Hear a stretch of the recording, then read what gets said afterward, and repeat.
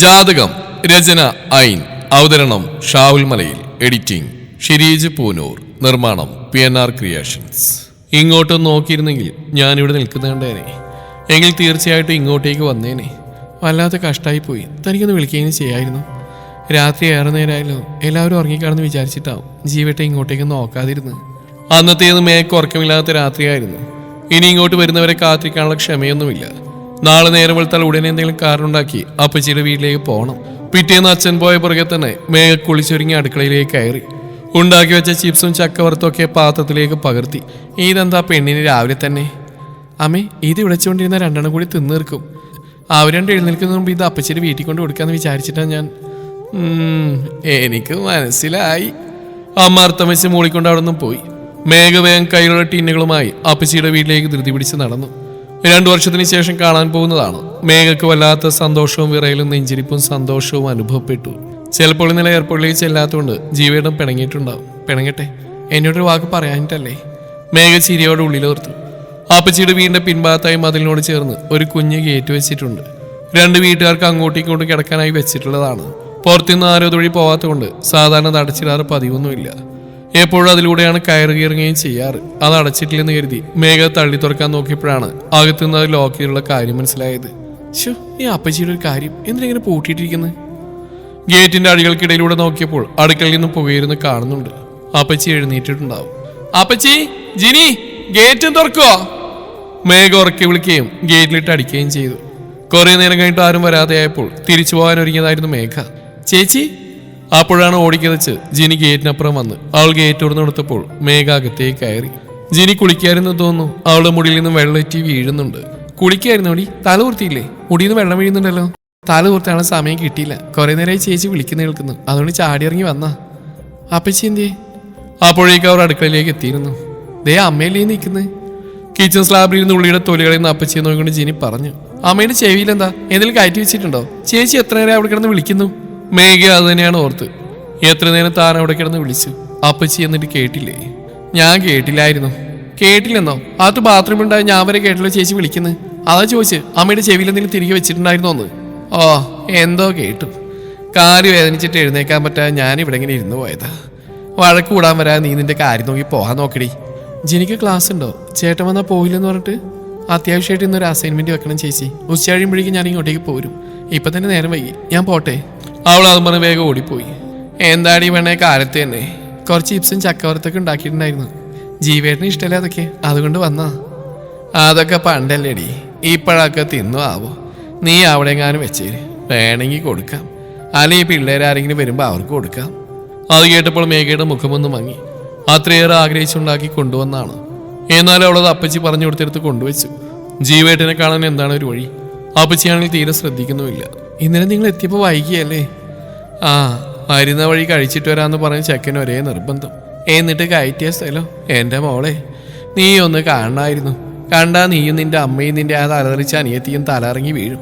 അത്രക്ക് വലിയ കൊട്ടാരം പോലെയുള്ളൊരു ഹോട്ടല്. അവിടുത്തെ പണിക്കാരൊക്കെ ഒന്ന് കാണണം. വില കൂടിയ ഉടുപ്പും തൊപ്പിയൊക്കെ വെച്ചിട്ട് പോരുന്നവരെ 4-5 ആയിരുന്നു ഞങ്ങളുടെ കൂടെ നിന്നിരുന്ന്. വയറ് നിറയെ കഴിച്ചിട്ട് അവിടുന്ന് ഇറങ്ങിയത്. അത് എന്തൊക്കെയോ പേരറിയാത്ത സാധനങ്ങൾ. കുറെ കാശുമായിട്ടോ. അവന്റെ പിന്നെ ഇഷ്ടം പോലെ പണമുള്ള കാരണം അങ്ങനെയുള്ള സ്ഥലത്തൊക്കെ കയറാൻ കുഴപ്പമില്ലല്ലോ. അപ്പച്ചിയുടെ പൊങ്ങച്ചങ്ങേടി ചിരി വരുന്നുണ്ടായിരുന്നു. എന്നാൽ അവൾ കൗതുകത്തോടെ കേട്ട് നിന്നു. നീ പോണില്ലേ? ഇന്ന് കടയിലേക്ക് പോകണ്ടേ? കഥകളൊക്കെ പറഞ്ഞു കഴിഞ്ഞപ്പോൾ അപ്പച്ചിയുടെ വക എടുത്തടിച്ച പോലുള്ള ഒരു ചോദ്യം മേഘ നിന്ന് പരിങ്ങി. അപ്പച്ചി, ജീവേട്ടനെവിടെ? മുറി കാണാതിരിക്കല്ലേ? ഞാനത് കാണാൻ വന്നാ. അപ്പച്ചിയുടെ മറുപടി ആക്കാതെ അവൾ ജീവന്റെ മുറി ലക്ഷ്യമാക്കി നടന്നു നീങ്ങി. അപ്പോഴേക്കും അപ്പച്ചി അവളെ പുറകിൽ നിന്ന് വിളിച്ചു. അവനിങ്ങ് വന്നല്ലേ ഉള്ളൂ, ഓർക്ക ക്ഷീണമൊക്കെ കാണും. നീ അങ്ങ് പോയേ, അവൻ കുറച്ച് കഴിയുമ്പോൾ അങ്ങോട്ട് വരും. മേഘക്ക് വല്ലാത്ത നിരാശ തോന്നി. ഒന്ന് കാണാൻ കൊതിച്ചോടി വന്നതാണ്. അപ്പോഴാണ് ജീവന്റെ മുറിയിൽ നിന്നൊരു മൂളിപ്പാട്ട് അവൾ കേട്ടത്. അപ്പോൾ ജീവൻ എഴുന്നേറ്റിട്ടുണ്ട്. അവളുടെ മനസ്സ് തുള്ളിച്ചാടി. അപ്പച്ചി, ദേ ജീവൻ എഴുന്നേറ്റിട്ടുണ്ട്. കേട്ടില്ലേ പാട്ട് പാടുന്നു? എന്നാ ഞാനും കൂടി ചെല്ലട്ടെ? കൊച്ചുകുട്ടികളെ പോലെ മേഘ പറഞ്ഞപ്പോൾ അപ്പച്ചി അവളെ രൂക്ഷമായി നോക്കി. ഹാ, നിനക്കൊരു മര്യാദ ഇല്ലേടി. ചെറുക്കൻ വന്ന് കയറുമ്പോഴേക്കും കുതിര കയറാൻ നടക്കുന്നു. അവൻ കുളിച്ചെരിഞ്ഞ് എങ്ങോട്ടോ പോവാൻ നിൽക്കുക. അതിനിടയ്ക്ക് ശല്യപ്പെടുത്താൻ വേണ്ടി കാര്യത്തിന് ഓരോന്ന് പറഞ്ഞു വന്ന് കയറിക്കോളും. അപ്പച്ചിയുടെ രൂക്ഷമായ സംസാരം കേട്ടപ്പോൾ മേഘയുടെ കണ്ണുകൾ നിറഞ്ഞു. വാലും തലയുമില്ലാതെ ഓരോന്ന് സംസാരിക്കുന്ന ആളാണ് അപ്പച്ചി. അതൊന്നും ആരും കാര്യമാക്കി എടുക്കാറില്ല. അമ്മുവിനെയും അപ്പുവിനെയൊക്കെ ഇത്രയ്ക്കൊന്നുമില്ലെങ്കിലും അപ്പച്ചി ചീത്ത പറയാറുണ്ട്. അവരുടെ വായിൽ നിന്ന് തിരികെ നല്ല കേൾക്കുകയും ചെയ്യും. പക്ഷെ തന്നോട് ആദ്യമായിട്ടാണ് ഇങ്ങനെയൊക്കെ സംസാരിക്കുന്നത്. നീ പോകുന്നില്ലേ? കുറച്ചു നേരമായിട്ട് മേഘ അവിടെ തന്നെ നിൽക്കുന്നുണ്ടപ്പോൾ അപ്പച്ചി പിന്നെയും ചോദിച്ചു. അവളൊന്നും മിണ്ടാതെ അടുക്കള വഴി പുറത്തിറങ്ങി തന്റെ വീട്ടിലേക്ക് നടന്നു. കണ്ണുകൾ അമർത്തി തുടച്ചു. അമ്മയെങ്ങാനും കണ്ടാൽ എന്താണ് കാര്യം എന്ന് ചോദിക്കും. അപ്പച്ചിയുമായി വഴക്കിന് പോകാൻ പിന്നെ അത് മതി.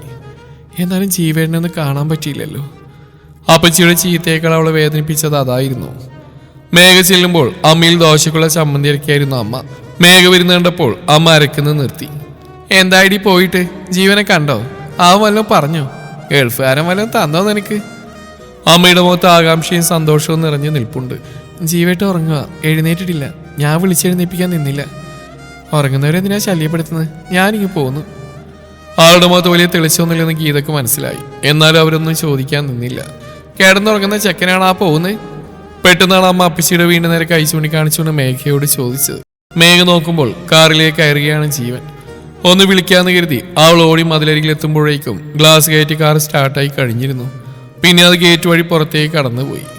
നിന്നോട് സുമതിയാണോ പറഞ്ഞ് അവൻ ഉറങ്ങുകയാണെന്ന്? മേഘയുടെ മുഖത്തേക്ക് സൂക്ഷിച്ചു നോക്കിക്കൊണ്ട് ഗീത ചോദിച്ചു.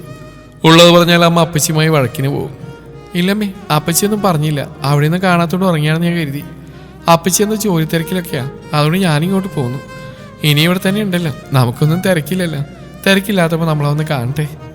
അത് പറയുമ്പോൾ മേഘയുടെ മുഖം വല്ലാതിരിക്കുന്ന ഗീത ശ്രദ്ധിച്ചിരുന്നു. ആൾക്ക് വിഷമം ഉണ്ടാക്കുന്ന എന്തോ അവിടെ ഉണ്ടായെന്ന് ഗീതക്ക് മനസ്സിലായി. ചോദിച്ചിട്ടും കാര്യമില്ല, അവൾ പറയില്ല. അമ്മുവിൻ്റെയും അപ്പുവിൻ്റെയും പോലെയല്ല മേഘ. പരമാവധി ഒരു വഴക്കുണ്ടാവാതിരിക്കാൻ അവൾ ശ്രമിക്കും. ജീവൻ എന്തായാലും ഇങ്ങോട്ടേക്ക് വരാതിരിക്കില്ല. വന്നാലുടൻ സുധാകരനോട് പറഞ്ഞ് ജീവന്റെയും മേഘയുടെയും കല്യാണക്കാര്യം സംസാരിപ്പിക്കണമെന്ന് ഗീത അന്നേരം ഉറപ്പിച്ചു. ഭൈരവൻ അറയിലേക്ക് കയറിയിട്ട് ഇന്നേക്ക് 3-ാം നാൾ. ജലപാനം പോലുമില്ലാതെ ഓരോ ക്രിയകൾ ചെയ്തുകൊണ്ടിരിക്കുകയാണ് ഭൈരവൻ. അറ തുറക്കാനുള്ള ഭൈരവന്റെ ഉത്തരവിനായി പുറത്ത് കാത്തിരിക്കുകയാണ് വൈദേഹി. 2 ദിവസമായി മര്യാദക്കൊന്ന് ഉറങ്ങിയിട്ട്. അച്ഛൻ പുറത്തിറങ്ങുന്ന സന്തോഷം കൂടാതെ എന്താണ് പരിഹാരക്രിയ എന്നോർത്തുള്ള ആശങ്ക അവൾക്കുണ്ട്. എന്ത് പരിഹാരമായിരുന്നാലും അതൊരിക്കലും തനിക്ക് സന്തോഷത്തോടു കൂടി ചെയ്തു തീർക്കാൻ കഴിയില്ലെന്ന് ഉത്തമ ബോധ്യം അവൾക്കുണ്ട്. താനാണ് ബലിയിൽ പിഴവ് വരുത്തിയത്. അതിനുള്ള ശിക്ഷ താൻ അനുഭവിച്ചേ മതിയാവൂ. അവളുടെ നിയമം അതാണ്. എന്ത് പരിഹാരമായിരുന്നാലും ജീവൻ കൊടുക്കേണ്ടി വന്നാലും താനത് ചെയ്യുമെന്ന് നേരത്തെ ഉറപ്പിച്ച കാര്യമാണ്. എന്നാലും കാര്യത്തോടടുക്കുമ്പോൾ വല്ലാത്ത അസ്വസ്ഥത അനുഭവപ്പെടുന്നു. ഭൈരവൻ ഇറങ്ങാനുള്ള ഏകദേശം സമയമായപ്പോൾ അച്ഛന് കുടിക്കാനുള്ള പ്രത്യേക പാനീയവും ഭക്ഷണവും വൈദേഹി തയ്യാറാക്കി വെച്ചു. വാതിലുകളും ജനലുകളും വൈദേഹി ഭദ്രമായി അടച്ചിട്ടു. വൈദേഹി, ചെവിക്കുള്ളിൽ നിന്ന് മുഴങ്ങുന്ന ശബ്ദം കേൾക്കുന്നു. ആരോ കാതോരം വന്ന് വിളിക്കുന്ന പോലെ. അച്ഛൻ. ഒരു നിമിഷം കണ്ണുകൾ അടച്ചുപോയ വൈദേഹി ചാടി എഴുന്നേറ്റു. ആ കുഞ്ഞുമുറിയുടെ നേരെ നടന്നു. അത് തുറന്നു കയറി അകത്തെ വാതിലും കൂടെ തുറന്നപ്പോൾ അച്ഛൻ അവിടെ നിൽപ്പുണ്ടായിരുന്നു. അച്ഛൻ തന്നെ മുഖത്തേക്ക് നോക്കുന്നില്ല. വല്ലാത്തൊരു കല്ലിച്ച ഭാവം. എന്തു പറ്റിയോ ആവും. ഭൈരവൻ അവളെ കടന്ന് മുന്നോട്ട് നടന്നു. വൈദേഹി വാതിലടച്ച് അയാളുടെ പിന്നാലെ നടന്നു. മുറിയിലെത്തി വൈദേഹി കൊടുത്ത പാനീയവും ഭക്ഷണവും അയാൾ കഴിച്ചു.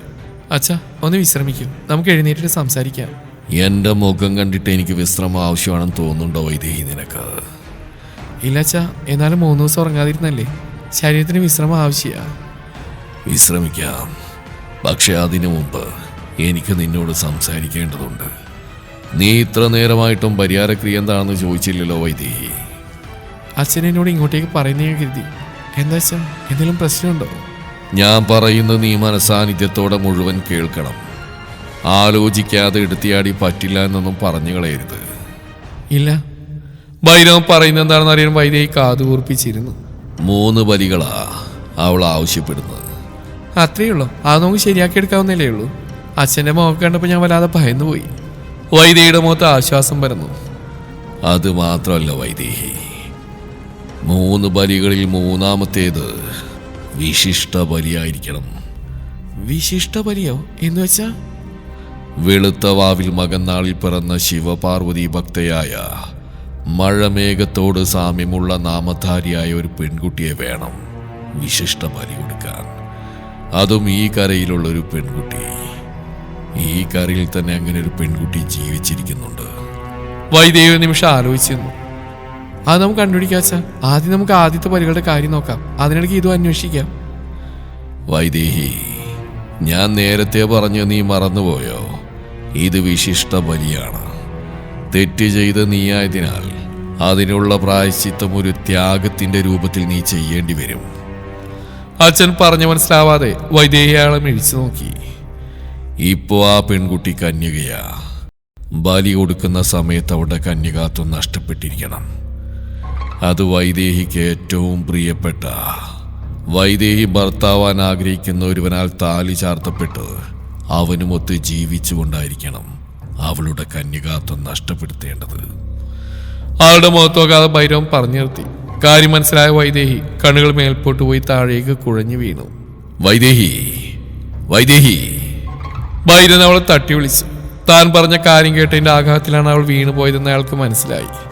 സാധാരണ അങ്ങനെ ഇങ്ങനെയൊന്നും കുലുങ്ങുന്നവളല്ല വൈദേഹി. പക്ഷെ ഇത് അവളെ വല്ലാതെ ഉലച്ചു കളഞ്ഞിട്ടുണ്ട്. അയാൾ കുറച്ച് വെള്ളം കൊണ്ടുവന്ന് വൈദേഹിയുടെ മുഖത്തേക്ക് തളിച്ചു. പതുക്കെ കണ്ണുകൾ ചിമ്മി അവൾ എഴുന്നേറ്റു.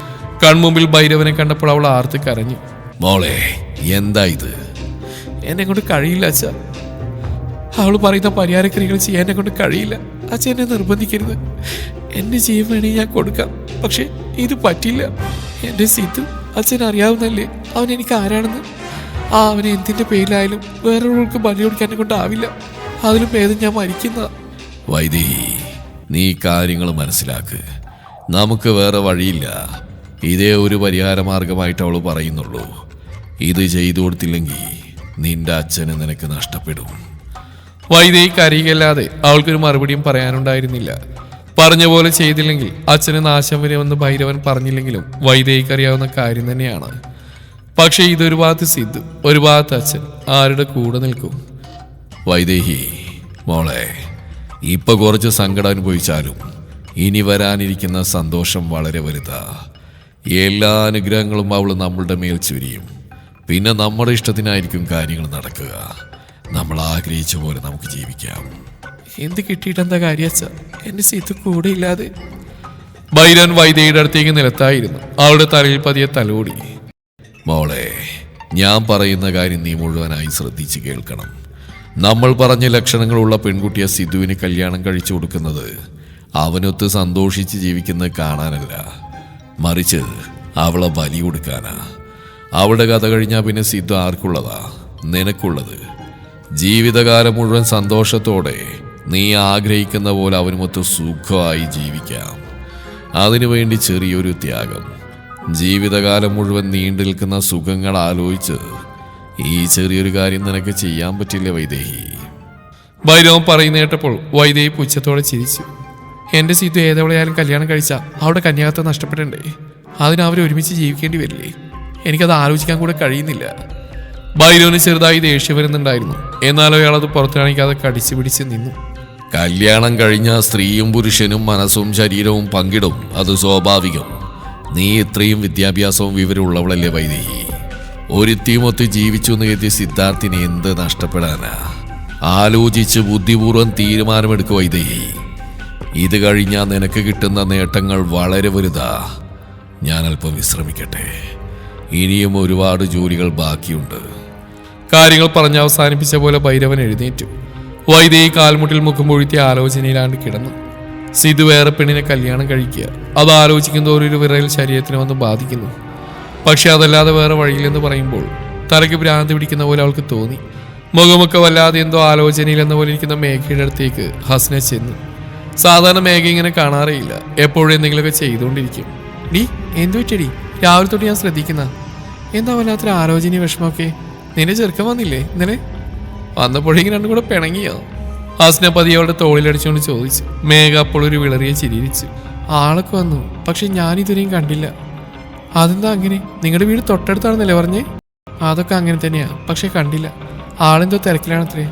തിരക്കൊക്കെ കഴിയുമ്പോൾ കാണാമെന്ന് വെച്ചു. പക്ഷെ പണ്ട് ഇങ്ങനെയൊന്നും ഉണ്ടായിരുന്നില്ല കേട്ടോ. ഞാൻ കഴിഞ്ഞിട്ടുള്ള തിരക്കൊക്കെ ഉണ്ടായിരുന്നുള്ളൂ. സങ്കടത്തോടെ മേഘ പറഞ്ഞപ്പോൾ കാര്യം മനസ്സിലായ ഹസ്ന പിന്നെ അതിനെക്കുറിച്ച് കുത്തി കുത്തി ചോദിക്കാനൊന്നും നിന്നില്ല. അപ്പോഴേക്കും ഒരു കസ്റ്റമർ വന്നപ്പോൾ രണ്ടാളും അതിൽ എൻഗേജ്ഡായി. വൈകുന്നേരം മേഘ വീട്ടിലേക്ക് നടക്കുമ്പോൾ കണ്ണറിയാതെ അപ്പുറത്തെ വീട്ടിലേക്ക് ചെന്നു. ഉണ്ട്, കാറ് കിടപ്പുണ്ട്. അപ്പോൾ ജീവേട്ടൻ വീട്ടിലുണ്ട്. അത്രയും നേരം തോന്നിയ പരിഭവമൊക്കെ എങ്ങനെയോ പോയി മറഞ്ഞു. വേഗം വീട്ടിലേക്ക് നടന്നിരുന്നു. അമ്മേ, ജീവേട്ടൻ എങ്ങാനും വന്നിരുന്നോ? പുറത്തെ വരാന്തയിൽ ഇരുന്ന് ബ്ലൗസിന്റെ ഉക്ക് പിടിപ്പിക്കായിരുന്ന ഗീതയുടെ മുഖം അത് കേട്ടപ്പോൾ ഒന്ന് കോടി. ഇങ്ങോട്ട് ആരും വന്നില്ല, നിനക്കൊന്നും വേറെ പണിയില്ലേ? ഗീത ദേഷ്യപ്പെട്ടപ്പോൾ മേഘ പതുക്കെ അകത്തേക്ക് വലിഞ്ഞു. എന്നാലും എന്തായിരിക്കും ഇങ്ങോട്ട് വരാത്തത്? ചിലപ്പോൾ അച്ഛൻ വരുമായിരിക്കും. അപ്പം എല്ലാവരെയും ഒരുമിച്ച് കാണാലോ. പിന്നെ അച്ഛൻ വരാനുള്ള കാത്തിരിപ്പായി. പതിവ് സമയത്ത് തന്നെ സുധാകരൻ എത്തി. ചെറിയ മീനും കൊണ്ടായിരുന്നു സുധാകരന്റെ വരവ്. ഈ വൈകുന്നേരം നേരത്ത് മനുഷ്യനെ ചിറ്റിക്കാൻ നിങ്ങളോട് പറഞ്ഞിട്ടില്ല ഇമാതിരി മീൻ കൊണ്ട് ഇങ്ങോട്ടേക്ക് വരുതെന്ന്. ഇതൊക്കെ എന്ന് നന്നാക്കി തീരാനാ? വൈകുന്നേരം അച്ഛൻ ചെറിയ മീൻ കൊണ്ടുവന്നാൽ അമ്മയ്ക്ക് ഭ്രാന്താണ്. രണ്ടാളും കൂടെ വഴക്കുണ്ടെന്ന് കരുതി മേഘ അത് വാങ്ങി വേഗം അടുക്കളയിലേക്ക് നടന്നു. മുറിച്ചു വെച്ചു കൊടുത്താൽ അമ്മ കറിയൊക്കെ വെച്ചോളും. അപ്പവും അമ്മവും പഠിക്കുകയാണ്, അല്ലെങ്കിൽ അവരൊന്ന് സഹായിച്ചേനെ. അടുക്കളപ്പുറത്ത് പൂച്ചകളുടെ കാവലിൽ മീൻ മുറിച്ച് പകുതിയോടെത്തിയപ്പോഴാണ് പുറത്തുനിന്ന് പരിചിതമായൊരു ശബ്ദം കേട്ടത്. മാമാ, അമ്മായി, ഇവിടെ ആരുമില്ലേ? ജീവേട്ടൻ, എന്റെ ജീവേട്ടൻ. മേഘയ്ക്ക് ചിരിയും കരച്ചിലും ഒരുമിച്ച് വന്നു. തുടരും ഈ കഥയുടെ ബാക്കി ഭാഗം നാളെ ഇതേ സമയം.